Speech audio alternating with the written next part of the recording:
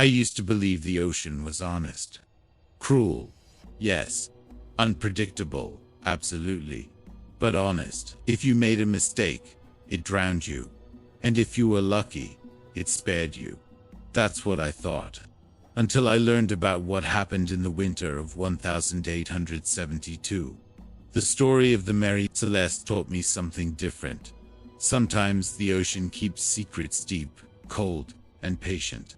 I first heard the story from an old sailor in a quiet coastal bar. The kind of man with salt in his beard, and too many nights spent staring at dark water. He looked at me over his glass and said, "Ever heard of the Mary Celeste kid?" I nodded, but he smiled like he knew I didn't understand anything at all. "No one knows what really happened," he whispered. "And maybe it's better that way." The voyage began in November of 1872. The Mary Celeste set sail from New York, bound for Italy, carrying industrial alcohol as cargo. A small crew of 7 was on board, along with Captain Benjamin Briggs, his wife Sarah, and their young daughter Sophia. People said Briggs was a calm and precise man, someone who double-checked everything, someone who didn't take risks. For days, the journey was normal. Calm weather, steady winds. The last message from the ship reported nothing unusual. No distress, no danger, and then silence. A silence that stretched for weeks. On December 4th, 1872, another ship, the Dei Gratia, spotted something drifting on the open water. A vessel moving slowly, its sails tattered, its path strange and directionless. A ghost on the waves. When the boarding crew stepped onto the Mary Celeste, what they found chilled them to the bone. The ship was completely deserted. No captain, no crew, no family. There were no signs of a struggle, no blood, no broken furniture, nothing disturbed. Every personal item was still there.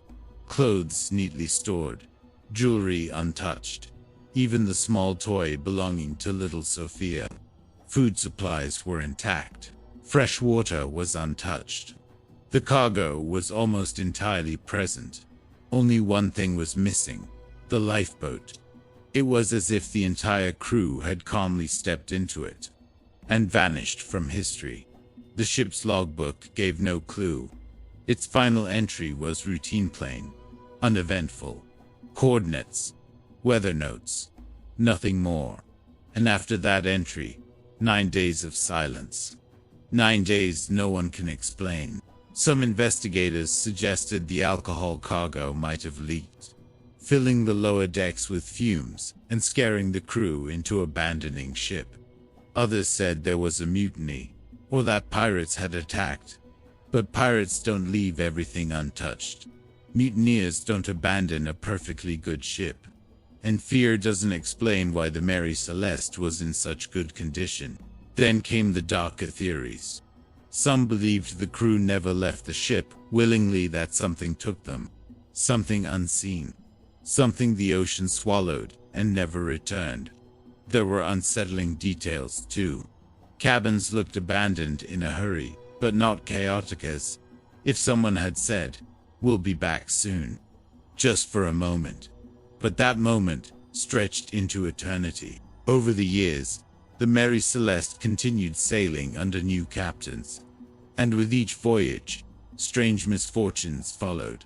Accidents, illnesses, nights filled with unexplained noises, echoing through the wooden hull. Crew members refused to stay on board. Some swore the ship felt wrong, as if the disappearance of the Briggs family left a shadow behind. Something clinging to the timber, to the sails, to the very name of the ship.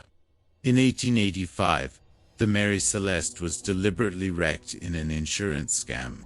But even sunk beneath the waves, the legend did not die. The ocean kept its secret hand.